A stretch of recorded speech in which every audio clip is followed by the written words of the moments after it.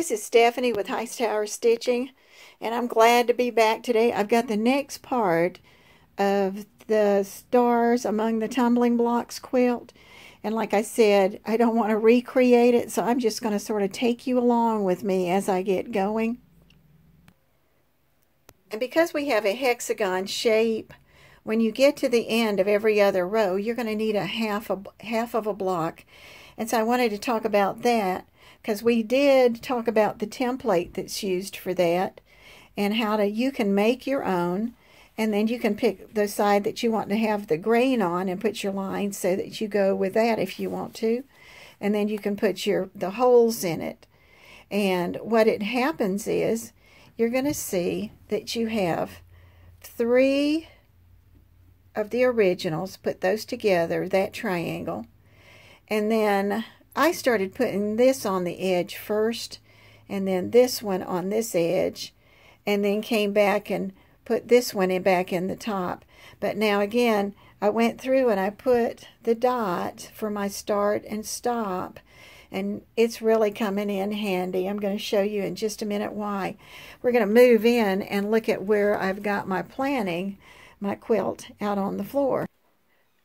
I've run out of quilting room, and so I don't have a place for a big wall, so I have taken to the floor is where I do my setting out my parts. And I think what I came up with is I've got 8 rows.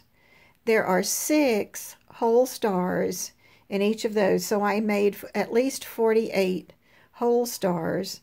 And then I was going to make half stars. You remember I was just talking about, look on the ends of the rows, and in every other row there's going to be that extra half on there. So when I've got the first row put together, I sewed it together. Right now the way I'm doing it, it was 56 inches across. And what happened was last night I said, okay, enough stars. I'm going to take and make whatever I have. And usually I look at my cream material, my background material, and that tells me when it's time to stop too. But I was ready today to lay it out. And I want to tell you again about using your camera, because it comes in handy, because I had it laid out and it looked really good. And I thought I saw something that looked funny.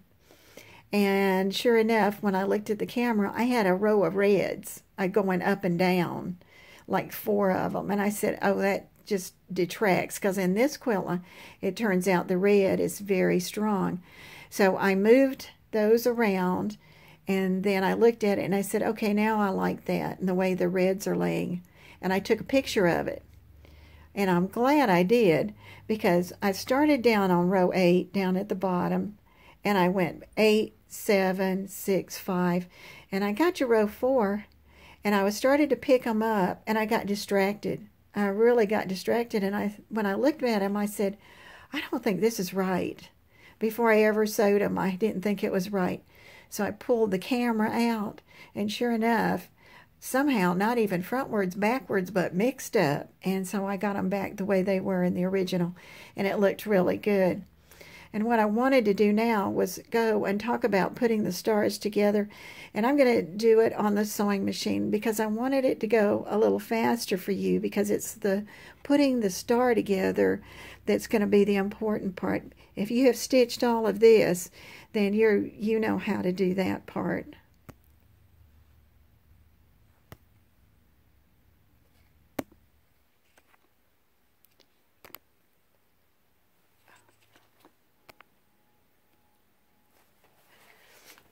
And for some reason I can't get it to pause, so I am working my way into the other room.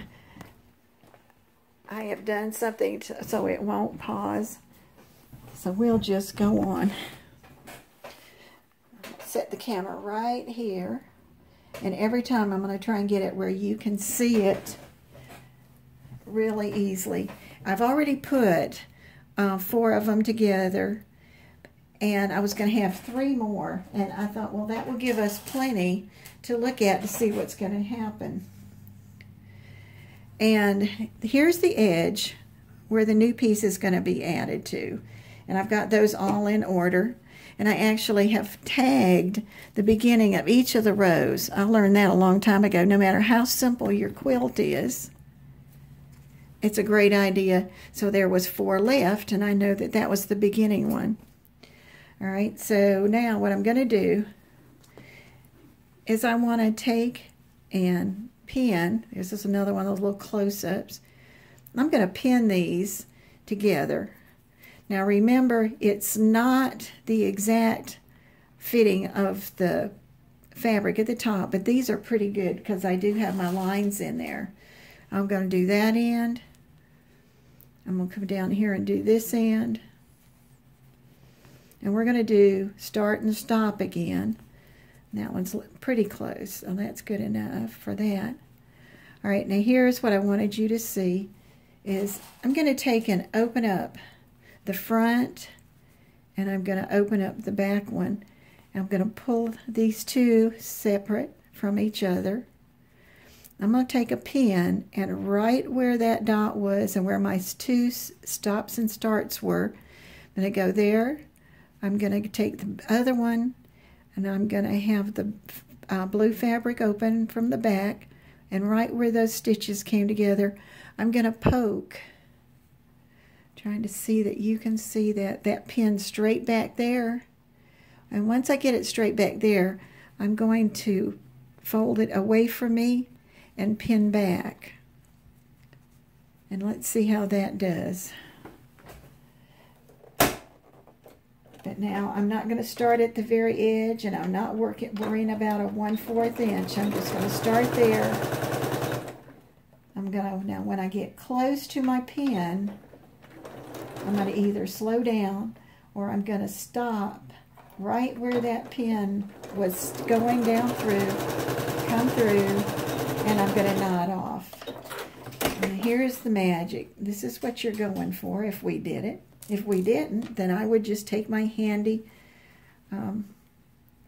okay, I can live with that pretty good.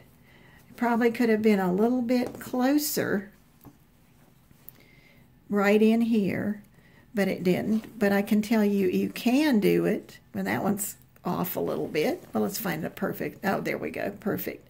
Now, if you're doing this by hand, you're going to find that you can pin that and you can stitch it, and it's going to probably go the first time, and it's not going to be like it is on the sewing machine.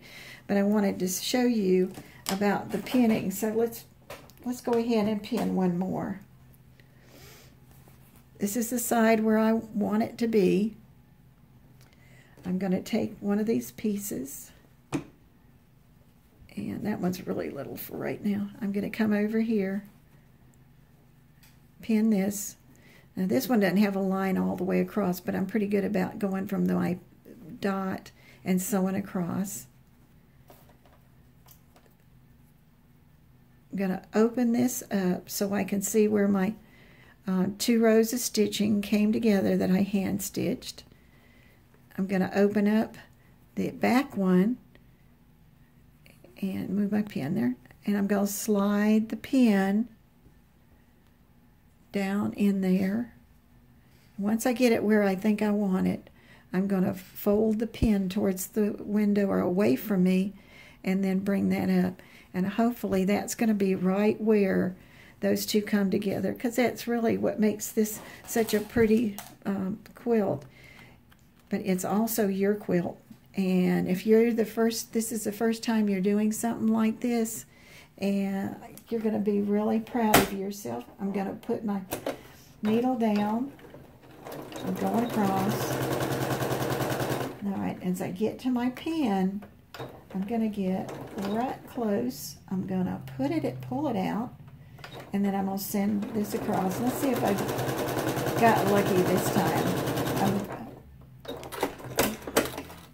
I'm actually ready to go back and do this part by hand stitching again, because usually, oh yeah, okay, if you look at that, right in here, these two are together, okay?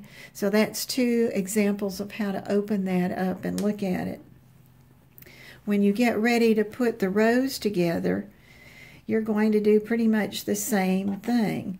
You're going to lay the part next to the other part. You're going to pin them, you're going to find out where this point comes together. You're going to do that one, and then you're going to lay the next one to the next one, and each side till you go all the way across. This is Stephanie at Hightower Stitching.